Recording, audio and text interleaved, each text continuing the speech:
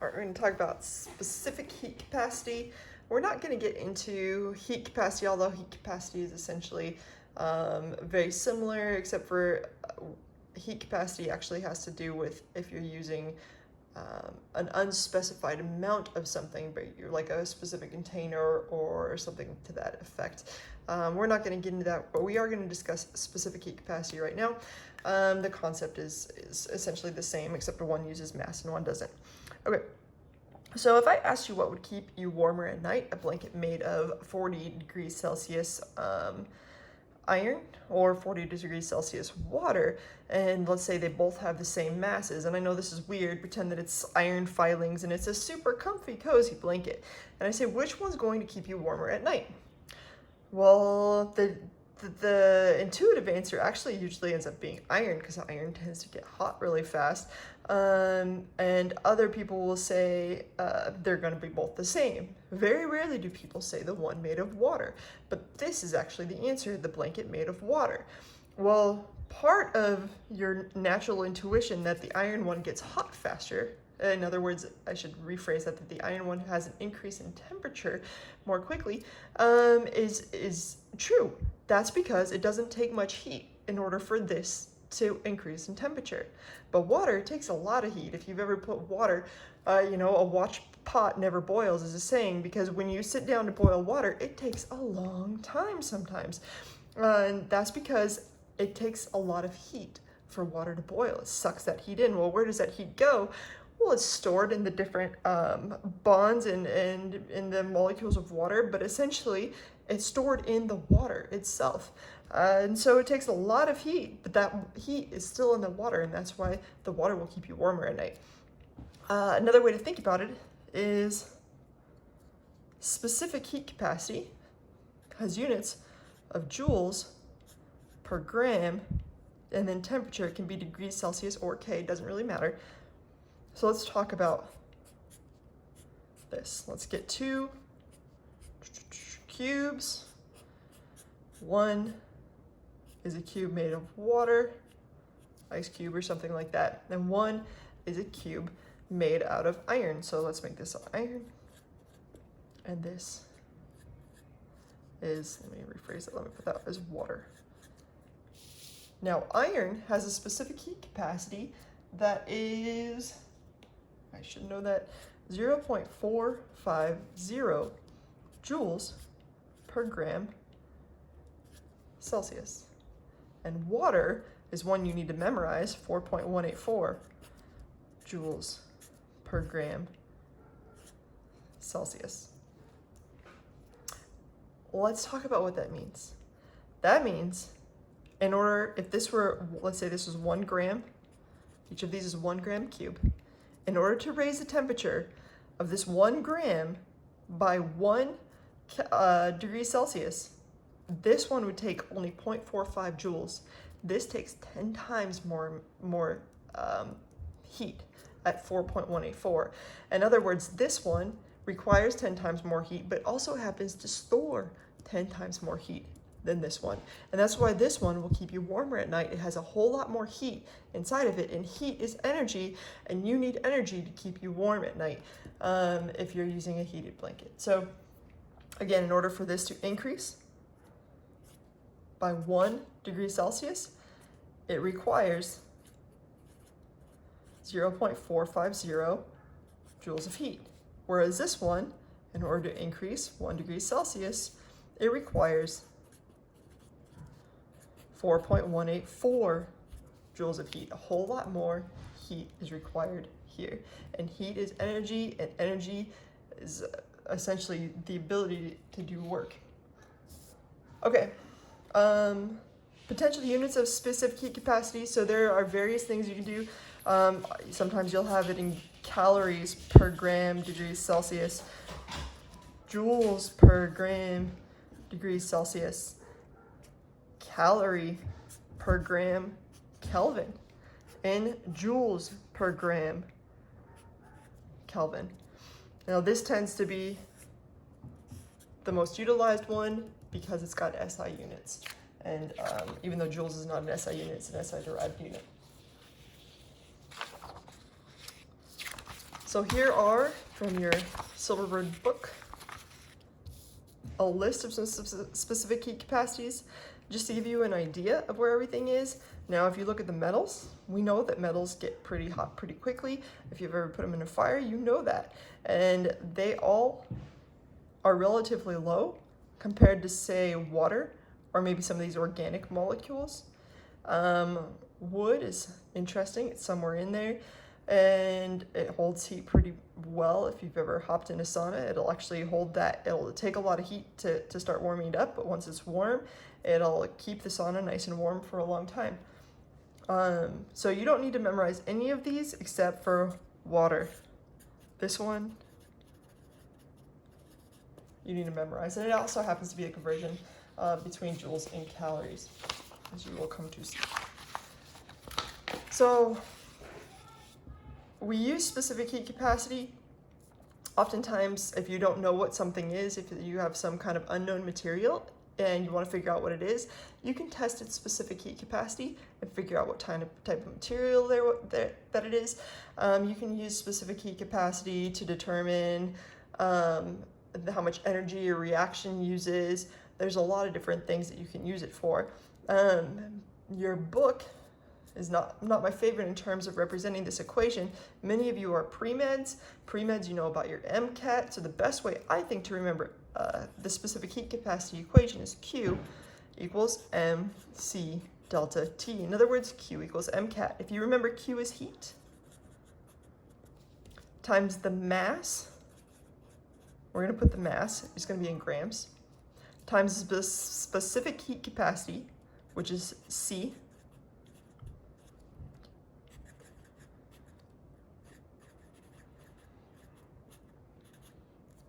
Again, it has different units depending on what these other units are. So if this is joules, and this is grams, then it depends on your delta T. And this is going to be delta temperature. In other words, the change in the temperature. And this can be in degrees Celsius or Kelvin. They're actually going to be interchangeable in this situation, and I'll show you, I'll prove it to you why that is.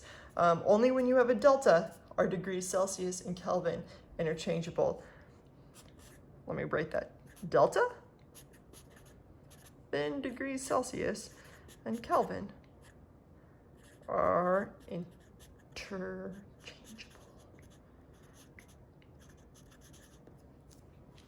Okay, so let's do an example problem. We'll see how the heck we're supposed to use this. By the way, heat would have units of joules, and if it's kilojoules, then your specific heat capacity also needs to be in kilojoules. So you find an interesting metal and you want to know what it is. So we talked about finding things and not knowing what they are and using specific heat capacity to figure it out. So to identify it, you take a 125 gram sample of it. In other words, its mass is 125 grams. You add, so you're able to figure out exactly how much heat you add. You add 13.3 kilojoules, which would be equivalent of 13,300 joules. It's should not be apostrophe there. Its temperature rises from 25 degrees Celsius to 300 degrees Celsius. Then it asks for the specific heat capacity.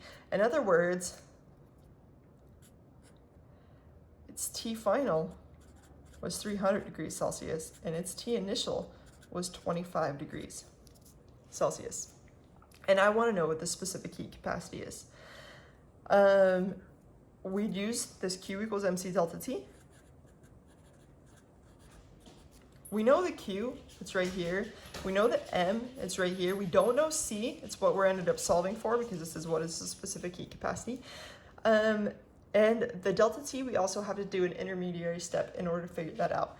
Well, delta is always going to be final minus initial. It will always be final minus initial. So what do you think delta temperature is? It's going to be the final temperature minus the initial temperature. In other words, 275 degrees Celsius. Okay. Now, I told you that it could be, if you have delta, then it can be delta C or it could be, degrees Celsius or Kelvin. Let me prove that to you. Let's go ahead and take each of these temperatures and transform them into Kelvin. Well, 300 plus 273.15 is 573.15 Kelvin, right? 25 plus 273.15, that's 298.15 Kelvin. Do you know what 573 minus 298 is? I do. 98.15. It's going to be 275 Kelvin. You get the same answer. Why? Because you're going to add 273, and then here you subtract 273. So when you're doing these problems, if you come into Kelvin or Celsius, it doesn't really matter which one you use. The delta is always going to be the same. 275, 275. So let's go ahead and solve for this problem already. Enough talking. We got 125 grams. Actually, let me get another piece of paper here. So I'm going to run out of room, and I don't want to be cutting it close. Okay, our Q is 13,300 joules. We know that that's equal to the mass, which is 125 grams, times some C, times our delta T, which we're going to put as 275. Doesn't matter if you're talking about Celsius or Kelvin. I'm going to put it as Kelvin because I like Kelvin more. In other words, 13,300 divided by 125 grams times 275 Kelvin is equal to C. Joules over gram Kelvin. We know what our units are going to be, so 13,300 divided by 125 divided by 275.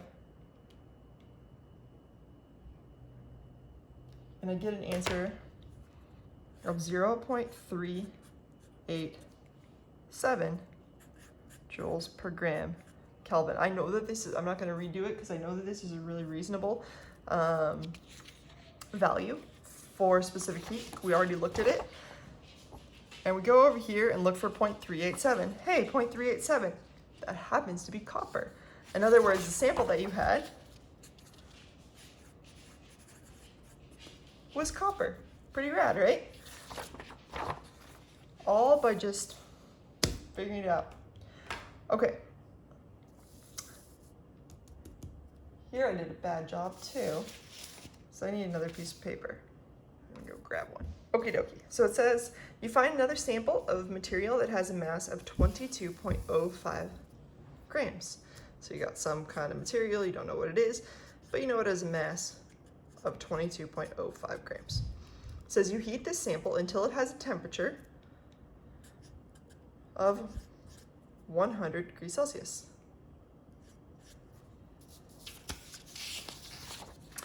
It says then you add it to 50 grams of water. So you've got some water over here. You take this hot sample, which is 100 degrees Celsius, and you add it to this water. We know that the water is 50.00 grams, and its temperature, so we'll make this mass of sample, we'll make this mass of water is 50.00 grams.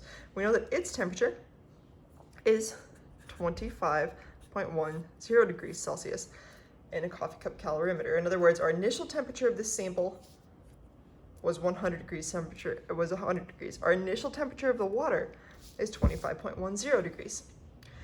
After some time, you measure the temperature of the water and find it to be 28.49 degrees Celsius. So we took the sample, we put it in here. It was hot, right? So we expect the temperature of the water to go up. It went from 25.10 to 28.49 degrees Celsius. This isn't a coffee cup calorimeter. What that means is we take a coffee cup and put it inside of another coffee cup and put a lid on it. And essentially what that does is it's an insulator, so it won't let heat escape or go in. So after some time, the quote, after some time means that this has been allowed to equilibrate temperature, the solid equilibrated temperature with the water, and they're both the same temperature. So the temperature of the water went up. What do you think happened to the temperature of the sample? It had to go down. In fact, again, it's equilibrated, and its temperature would be 28.49 degrees Celsius as well.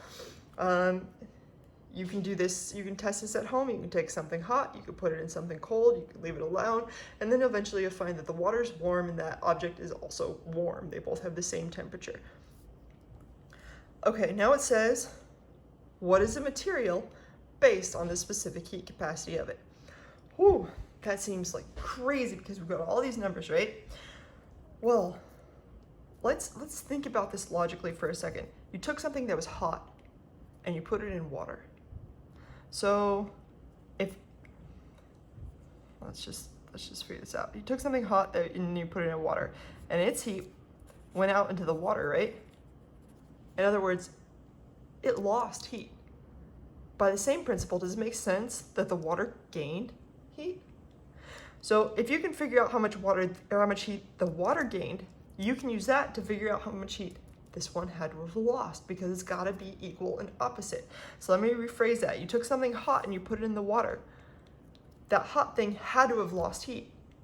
It lost heat to the water. Well, we can figure out how much heat the water gained, because we know also its specific heat capacity is 4.184 joules per gram Kelvin. So let's go ahead and figure out how much heat the water gained, and then use that knowledge to figure out how much heat this would have lost. Okay, so we know that Q equals MC delta T.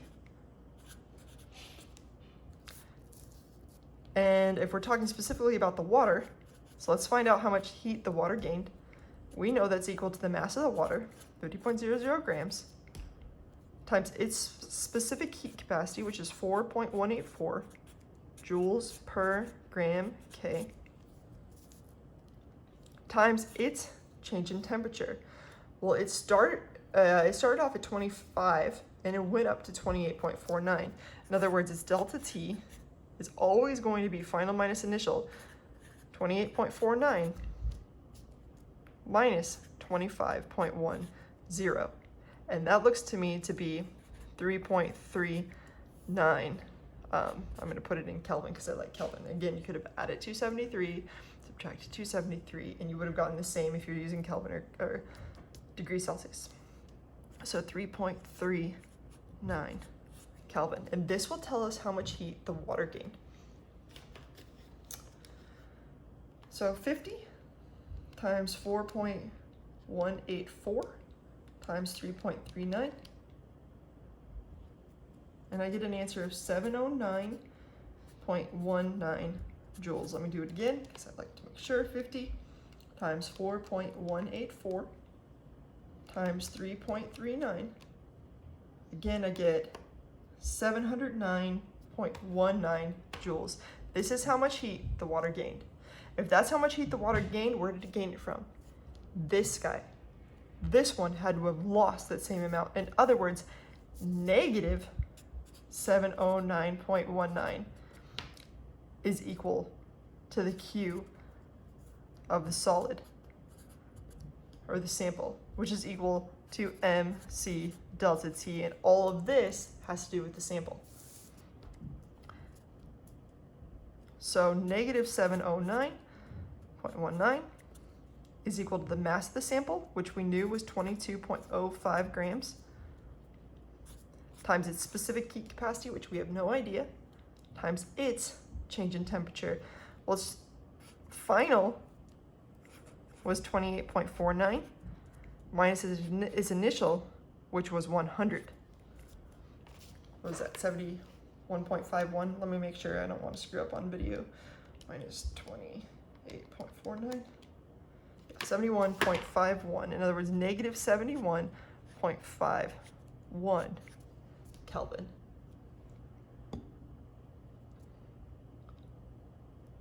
So now we just solve for C.